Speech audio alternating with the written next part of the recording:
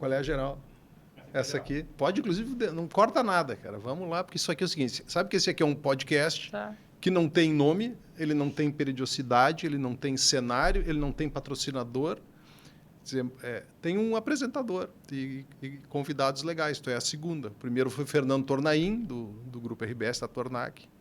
E agora a Aline Eggers Bagatini. Tu não podia ter me contado isso. Por quê? Mas tá bom, vamos lá. Por que não? O primeiro foi o Fernando Tornaim. Só gente boa. Tá bom.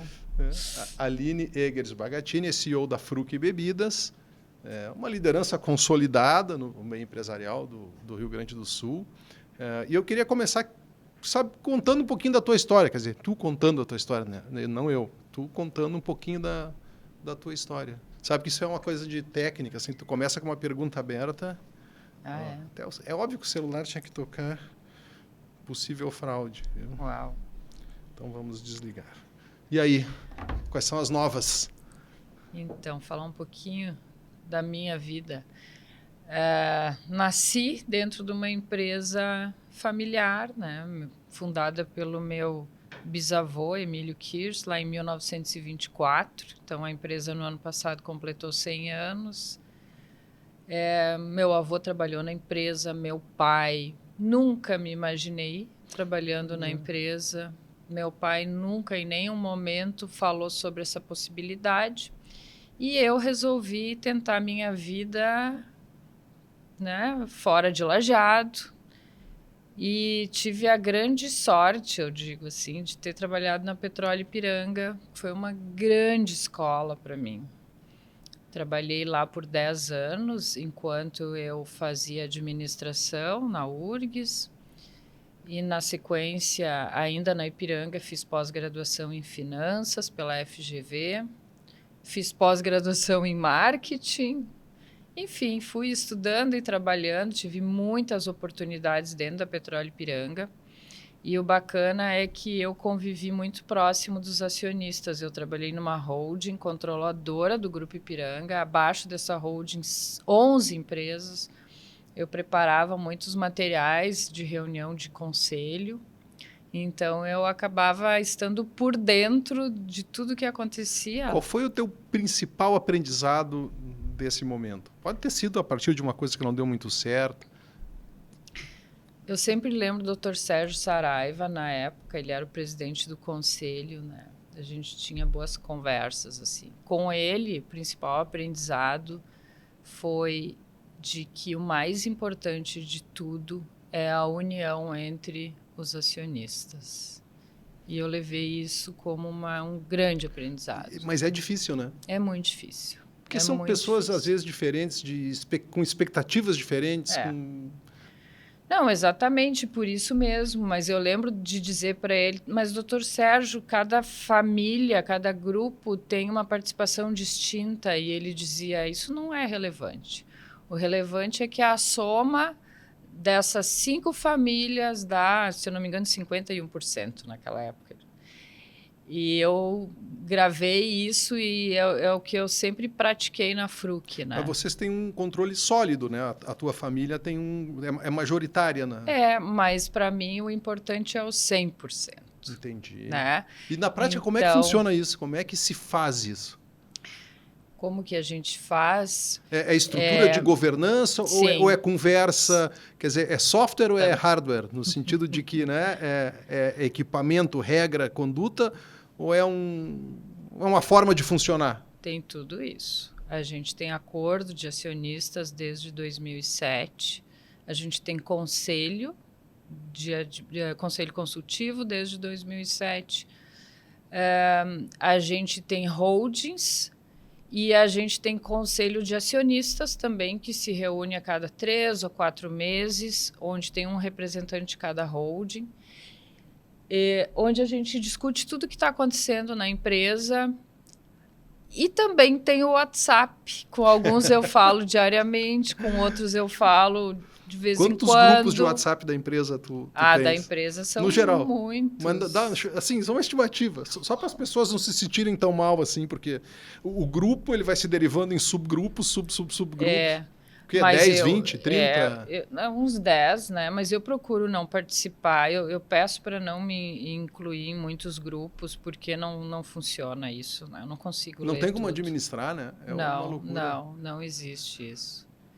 Eu acompanho de perto o grupo, o COMEF, que é o nosso comitê executivo, que se fala diariamente, e também o outro grupo, que é o dos executivos, que tem umas 15 pessoas, né? O COMEF são 6, o outro são 15, e aí tem os líderes FRUC, que é mais de 100.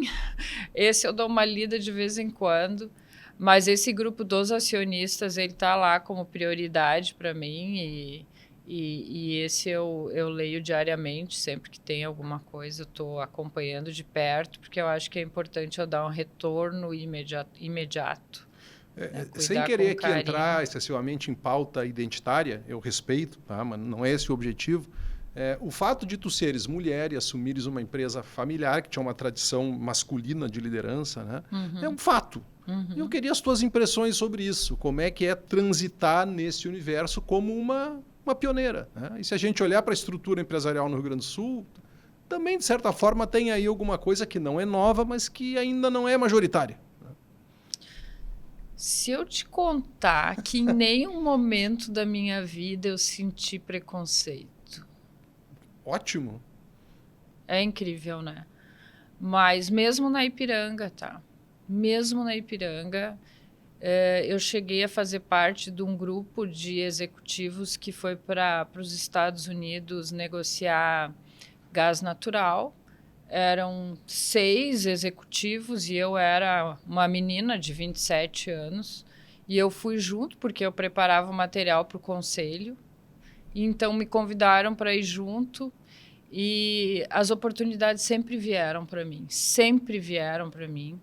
Eu nunca senti preconceito nenhum. Mas tu achas que existe preconceito? O fato de não ter sentido significa que não existe? Ou significa que não bate? Que existe. Existe, né? Existe.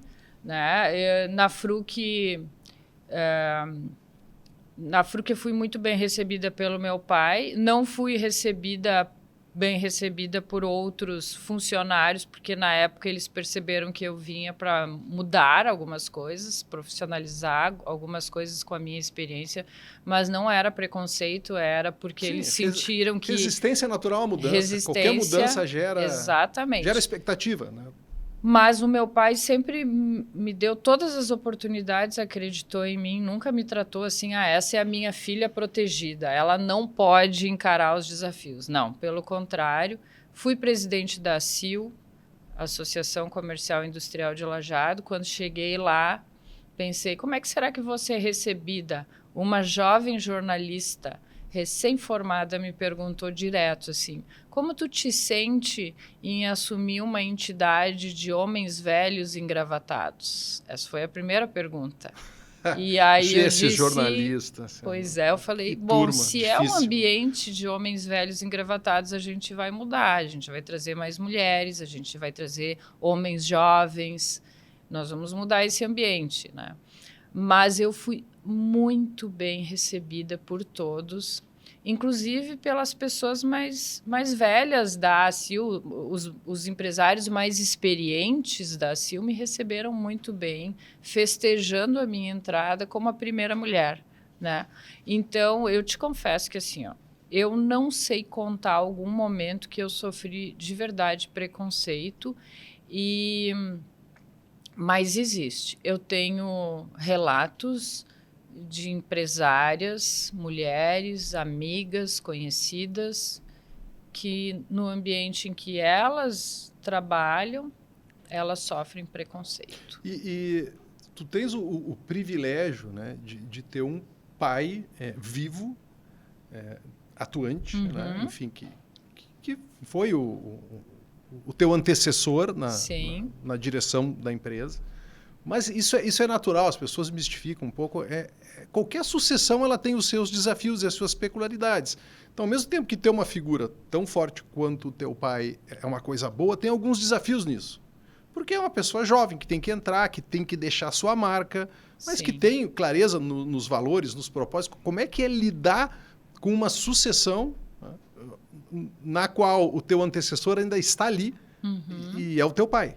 Eu acho que isso... Qual é o sentido da minha pergunta? É compartilhar a experiência. Tem muita gente que está passando ou vai passar pelo que tu estás passando.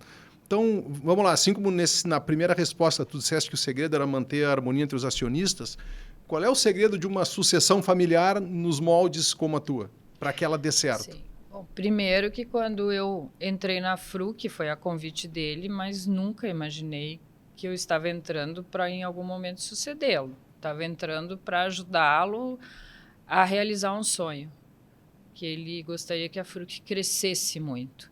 E eu sempre me coloquei como braço direito dele. Eu sempre me coloquei nos bastidores. Eu sempre ajudei com ideias, enfim, eu estava por trás ali, ajudando em tudo que ele precisava, apoiando ele. E a gente criou uma cumplicidade muito grande, muita confiança um no outro. E aos poucos ele começou a me delegar coisas. Então a transição ela foi acontecendo ao longo de muitos anos de uma forma que ele já tinha muito... esse plano há muito tempo, não? É possível. Ele ficou guardando a hora certa de... Porque ele tá enxergando tudo, né? Ele tá ali, estava vendo e tal. E também como é que isso funciona com teu irmão? Essa articulação, porque tu tens um outro irmão, né? Sim. E vocês fizeram um acordo ali para que a coisa funcionasse bem. Como é que se administra essa outra parte da sucessão? Sim, o meu pai falou pela primeira vez em sucessão em 2013, mas ainda não estava nada muito claro.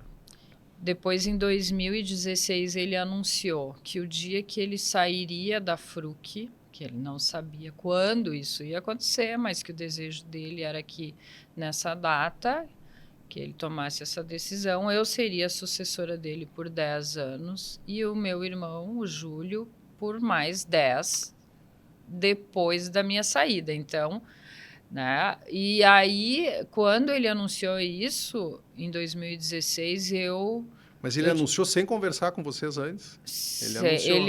Ele chamou os acionistas, controladores e anunciou para a família, assim.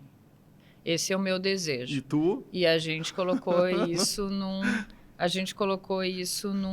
acordo, né? A gente Faltam já quantos para ti? Tu estás a acordo. quantos? Tu estás Eu a já 6, estou é a isso? quase 6, tem faltam mais 4. 4.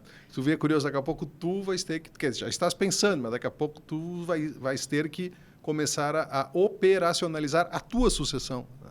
Não, isso já acontece na prática, né? Porque as coisas vão acontecendo dentro da empresa de um jeito que o Júlio vai assumindo cada vez mais. Tem várias decisões que impactam no horizonte maior do que 4 anos, né? Por exemplo, ampliações, grandes investimentos. Vocês fizeram Paverama, agora tem a ampliação de Paverama. Isso tudo tem que estar alinhado. Acontece, assim como comigo foi algo natural e eu fui assumindo ao longo do tempo. Muito antes dele anunciar, ele já chegava nas reuniões e dizia: Aline, esse assunto é contigo, toca. E ele saía, se retirava da reunião. Hoje também acontece, é muito normal isso. E a gente já está trabalhando agora, nesse momento, Fruc 10 anos para frente. E eu sei que eu só estarei por 4, né? Depois, claro, eu vou para o conselho. Mas é muito bacana. Tu já sabe o que tu vais fazer depois desses 4 anos? Boa pergunta, eu aceito sugestões. Temos várias. Não, na verdade, assim... Não quer participar fazer um podcast sobre... Sobre esse futuro? Sobre empresa, sucessão e tal. Então, olha, é uma ideia, o que eu vejo assim, para o meu futuro? Talvez conselheira de empresas, eu vou ser conselheira da Fruc, né? Isso é interessante. Eu já fiz o curso de conselheira, quero fazer novamente, fiz em 2012. Em 2012 eu fiz para aprender a lidar com o conselho. Agora eu pretendo fazer novamente mais para me preparar. É bom o curso do IBGC? É muito bom. É bom? Muito vale bom. a pena? Vale a pena. Vale a pena. Mas eu tenho outras coisas com as quais eu me envolvo, como, por exemplo, o nosso arranjo produtivo local de alimentos e bebidas no Vale do Taquari, que já conta com 53 empresas que participam. E é muito bacana de ver, porque tem empresas de todos os portes e a gente vê as pequenas, as médias, investindo, inovando, se inspirando uma nas outras, e isso é muito bacana. Então, Deixa eu te colocar uma questão aqui, desculpe te interromper. Em determinado momento, um posicionamento estratégico, ele significa perspectiva de crescimento, né? E quando ele dá certo, ele pode virar um limitador. Agora eu vou chegar onde eu quero chegar. Por exemplo, a Fruc é uma marca super associada com o Rio Grande do Sul. Se a gente olhar, está assim numa espécie de galeria dos orgulhos gaúchos, né? Até esses dias teve uma postagem de alguém falando mal da Fruc. Cara, a gauchada entrou rachando. Tem lovers e ela está muito associada com o Rio Grande do Sul. Imagino que isso lá atrás era um oceano azul de crescimento. Só que agora o Rio Grande do Sul já está pequeno para vocês, né? Tá. Então, como é que se lida com essa gestão de posicionamento? Do localismo, se é que há uma intenção de nacionalizar ou de internacionalizar a marca, como é que se faz essa transição agora? Que vocês estão escravos do sucesso. Pois é, sabe que hoje a nossa participação em Água da Pedra, em Santa Catarina, é maior do que no Rio Grande do Sul. É mesmo. Nós somos líderes na Água da Pedra no Rio Grande do Sul, mas em Santa Catarina nós somos líderes com um share maior ainda. É o carro-chefe. Hoje é o que eu chamo, quando eu estudei marketing, chamava da vaca leiteira. Não sei se ainda se usa essa expressão, mas... Sim, Água da Pedra com Fruc Guaraná, né? Mas Sim. a gente tem hoje 6 marcas. Então, nós temos o Contém, que é um suco 100%, o Eleve, que é um energético, a Bela Vista, que é a nossa cerveja. A água saborizada. Que é marca Água da Pedra também. Que é um espetáculo, né? Que é um espetáculo. Então, o nosso share cresce em todos os produtos, mesmo no refrigerante. Mesmo no refrigerante aqui no Rio Grande do Sul. Esse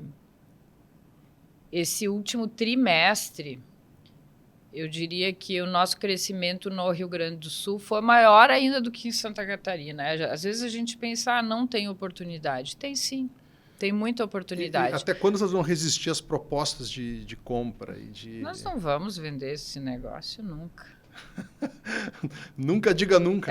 Nunca diga nunca, mas... amanhã depois vão pegar esse podcast aqui e dizer aqui, ela diz, mas por que não? Não é só dinheiro. Não é dinheiro. O que é isso? É família? Fala. É legado? É uma paixão por algo que a gente faz, né? Uma satisfação muito grande pelos produtos, pela qualidade dos produtos, pelo negócio, pelo relacionamento com os clientes. É uma satisfação enorme. E pelas pessoas que trabalham na Fruc. É um ambiente tão gostoso. Nesse último ano, aí, nós fomos GPTW, 3º lugar no Rio Grande do Sul. Great Places to Work. Lugares muito bons para se trabalhar. É um ranking que tem aí que estabelece quais são os melhores lugares para trabalhar, obviamente na avaliação dos colaboradores. Né? Se fazem pesquisas e tal, e aí se chega nesses great places to work. E aí tu entra num ambiente onde as pessoas são felizes, onde as pessoas te recebem sorrindo. Não tem preço isso, sabe? Aí tu pensa, eu tô falando assim, por que venderia a Fruc? Não vende. Eu jamais tomaria essa decisão. Tá bom, a gente não pode dizer jamais, né? Mas é uma soma de coisas que vocês muito boas. Assim, eu imagino, vocês devem incomodar um pouquinho. Sabe a história da aldeia gaulesa, do Asterix, assim? Lá no sul do Brasil tem uma marca lá que estão nos incomodando na gôndola lá. Eu acho que incomoda. Botar uns bilhões aí, vamos tirar essa gauchada da frente. Pois é, pode ser que incomoda, né? Não sei. Acho que sim. Deve incomodar. Mas, de novo, eu te diria assim... Aí vai depender dos outros acionistas da Fruc, essa decisão aí. Não...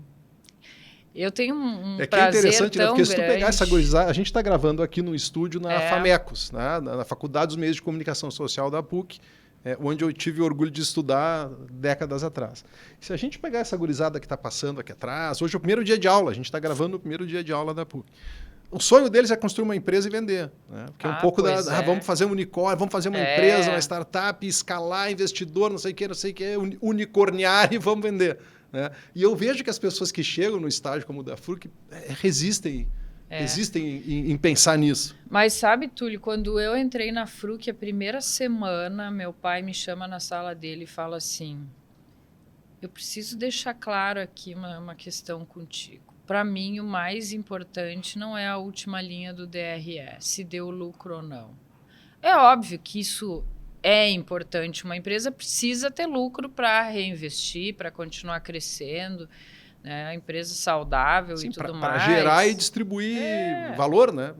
Para a sociedade, para os seus colaboradores, para os seus acionistas, para o universo. Enfim. Não dá para a gente conviver com prejuízos. Eu quero, sim, óbvio, lucro, mas, ao mesmo tempo que o lucro é importante, eu quero que os nossos produtos tenham sempre muita qualidade. A gente não pode abrir mão da qualidade. A gente nunca vai abrir mão do nosso excelente relacionamento com os nossos clientes. A gente não vai abrir mão nunca do nosso excelente relacionamento com fornecedores. A nossa equipe que trabalha conosco tem que ter muito orgulho de fazer parte desse negócio, assim como a família deles, que festeja com eles que trabalham na Fruc, né?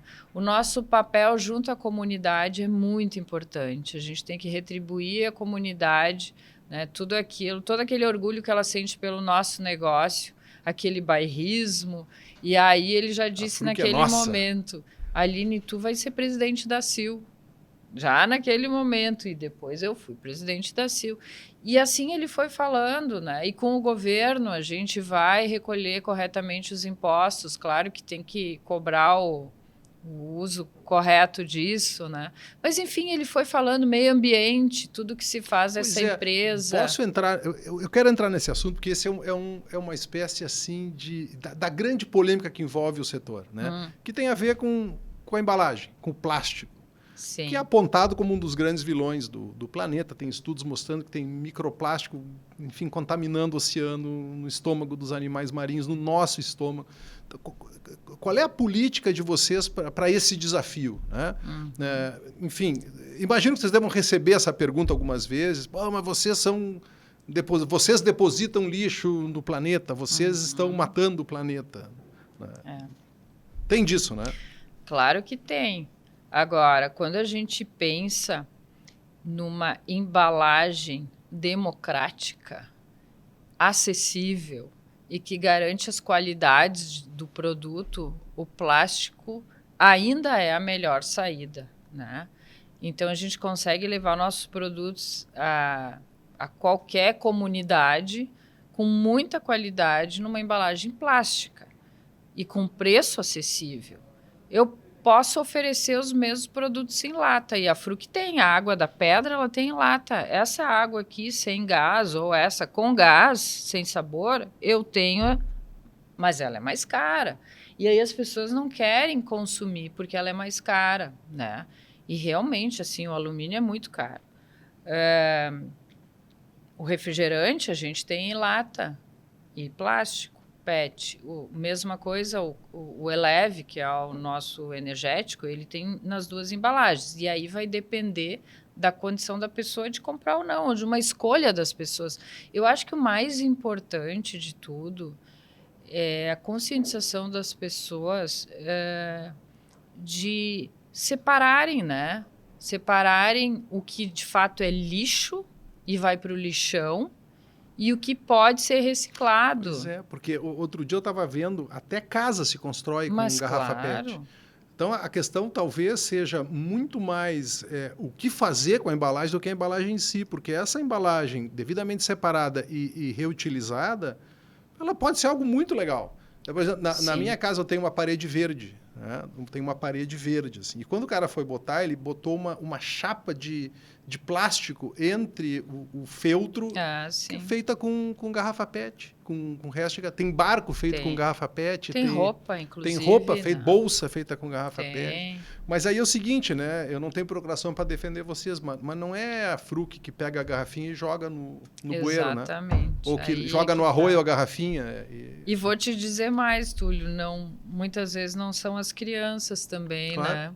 As crianças estão cada vez mais conscientes de que elas precisam colocar os resíduos, o lixo na lixeira. Não, até E os adultos continuam jogando pela janela do carro, né? Pelo vidro do carro. Esses dias eu ainda não vou citar nomes, nem eu visitei um condomínio no Uzbequistão. Tá?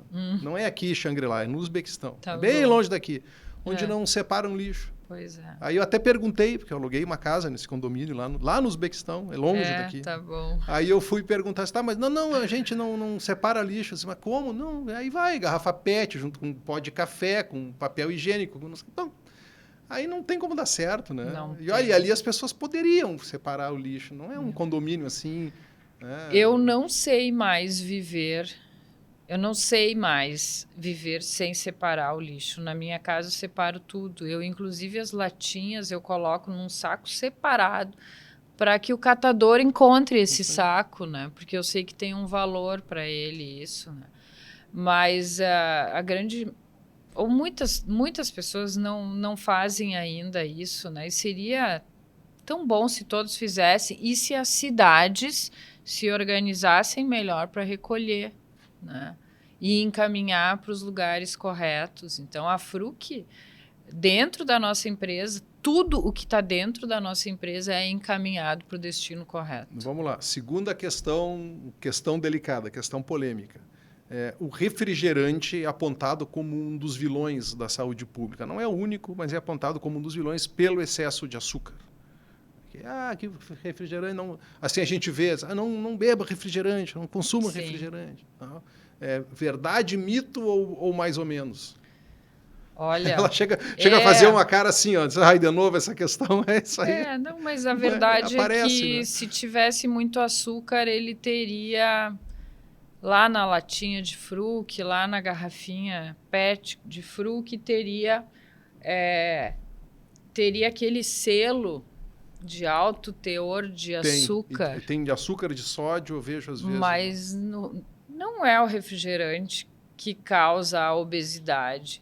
Eu acho que tudo é uma questão de equilíbrio nessa vida, né? E a gente sabe disso, e a gente precisa se cuidar, e precisa ter uma vida saudável, e precisa praticar esportes, e consumir todo tipo de alimento. Tu praticas algum esporte? Dá tempo, não? Sim. O que tu fazes? Beach tênis, posso adivinhar, não? Não. Tem gostaria. Cara de quem pratica beach tênis. Olha, as minhas amigas que praticam beach tênis vão às 3 da tarde, às 4 da tarde, né? E aí não dá certo, daí não vai dar certo. Tens família, né? Pois tens a tua vida, tens... Eu deveria fazer mais exercícios do que eu de fato faço. Eu vou nas tu segundas... e todo mundo, né? Não tem essa... né? Eu vou segundas e quartas às 6 da manhã. Academia. Sim, puxar academia, puxar ferro. Somente 2 vezes por semana. Por muitos anos, eu fiquei tentando o final de tarde, mas eu sempre tinha uma desculpa, não funcionava para mim, final da tarde. E agora que é de manhã cedo, eu estou adorando. Eu acordo mais cedo, eu vou para academia, eu já estou bem disposta. Funcionas bem de manhã cedo? Muito bem, me ajuda em todos os sentidos. O dia outro, né? O dia rende muito mais, mesmo no inverno. Eu adoro, eu levanto cedo, vou para academia, agora não tenho mais desculpa. E a filha já voltou de Londres, que ela estava, não? Tava em Nottingham. E já voltou? Voltou. Tá bem. Tu achas que um dia ela será CEO da Fruc, não? Não desejas isso para ela? Também não. Não, na verdade, a gente tem um acordo de acionistas que para ela entrar vai ser muito difícil, né? A gente meio que fechou as portas para a próxima geração. Sim, começa a abrir muito, né? Começa a abrir muito. E eu acho que uma empresa... Essa é minha opinião, tá? Minha opinião. Uma empresa do porte da Fruc, que esse ano pretende faturar 1 bilhão, não é mais uma empresa para os acionistas. Eu acho que a gente precisa realmente agora, aos poucos, né, fazer uma transição, dar espaço para os talentos do mercado, porque o que acontece? Muitas empresas vão se fechando para os acionistas, né? Os cargos todos, as diretorias e tudo mais, e aí tu tem belos executivos no negócio que não vão ter oportunidade, eles não vão ficar. Mas qual é a tua visão? Porque esse é um outro processo desafiador, na medida em que houve um tempo em que as empresas todas familiares, parece que no movimento concatenado, né? Não, agora nós temos que profissionalizar. A empresa não pode ser familiar, porque a empresa familiar, não sei o que, então vamos profissionalizar. Aí o que aconteceu? Os executivos que entram, né, eles têm uma visão de curto, médio prazo. É bater a meta, pegar o bônus, entregar para o acionista o que o acionista quer. Só que a diferença é que a empresa familiar tem essa visão transgeracional, tem uma visão de legado, de perpetuidade, que por melhor que seja o executivo também está vinculado à mobilidade, ele recebe uma proposta melhor, ele vai para cá, vai para lá. Qual é a tua visão sobre esse processo de transição entre a empresa familiar, que tem propósito, valores, legado, história, afeto, né? E uma empresa profissional, no sentido mais fechado da palavra? Como é que a gente consegue compatibilizar? O profissional que eu falo são pessoas realmente preparadas, né? Não quer dizer que a família não possa ser profissional. Via conselho, sim, sempre tem... né? A família pode ser profissionalizada e tudo certo. A questão é da gente não blindar os cargos para a família, né? E deixar que os profissionais do mercado que estão dentro do negócio possam crescer. Nós temos... A Fruc investe muito nas pessoas. E vou te dar os exemplos aqui. Nosso diretor industrial começou na empresa no PCP, né? Lá no PCP? Planejamento e Controle de Produção, bem jovem, e hoje ele é o nosso diretor industrial. Dentro legal. da Fruc, ele passou por diversas funções, fez graduação, várias pós-graduações. O cara está lá há muitos anos, ele é inspiração para muita gente, está levando junto com ele, né, vários outros talentos da área industrial. Eu fico muito feliz que ele esteja ocupando essa função. Nosso diretor comercial, ele está na Fruc há 20 anos. Um pouco menos do que o diretor industrial, mas há 20 anos ele era nosso gerente comercial e ele foi tendo mobilidade, indo para um lugar, outro estava em Santa Catarina e agora a gente teve a chance, né? Na verdade, o antigo diretor comercial saiu e a gente entendeu que ele estava preparado para ser o nosso diretor comercial. O que acontece? Não são pessoas que estão administrando o seu currículo. Eles têm uma paixão pelo negócio. Eles têm uma história com a empresa e eles têm uma visão de longo prazo também dentro do negócio. Quando a gente não prepara as pessoas internamente, elas começam a olhar para o mercado. E eu já ouvi de empresários isso, assim, de executivos, na verdade. A gente não pode ficar mais do que 5 anos numa empresa. Tem isso, Eu né? não acredito nisso, sabe? Eu acho que a empresa tem que investir nas pessoas, tem que dar oportunidades e tem que estar muito aberto para ouvir o que elas têm para contribuir, né? E é isso que acontece na Fruc. Então, poderia alguém dizer, mas isso não dá certo. Será que não dá certo? Olha como a Fruc vem crescendo nos últimos anos. E ela vem crescendo porque a Aline é CEO?